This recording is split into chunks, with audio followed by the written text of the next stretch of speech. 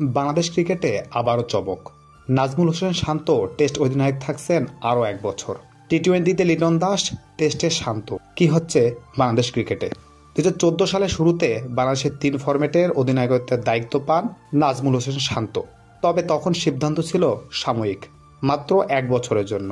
এরপর champions trophy পর্যন্ত তার মেয়াদকাল বাড়ানো হয়। কিন্তু টি-20 সিরিজ শেষে বদল আসে পরিকল্পনায়। টি-20 দলে এখন পূর্ণকালীন অধিনায়ক লিটন দাস, আর ওডিআইতে অধিনায়ক এখনও ঘোষণা হয়নি। আর টেস্ট ফরম্যাটে বাংলাদেশ ক্রিকেট নিশ্চিত করেছে 2025 সাল পর্যন্ত অধিনায়ক থাকবেন নাজমুল হোসেন শান্ত। বিসিবির অফিসিয়াল বিবৃতিতে বলা হয়েছে, top order batter Nazmul Hossain Shanto Bangladesh test ক্রিকেটে আরও 1 বছর দায়িত্বে থাকছেন, যে দায়িত্ব তিনি 2024 সালে পেয়েছিলেন। সহ অধিনায়ক হিসেবে থাকছেন মেহেদী হাসান মিরাজ।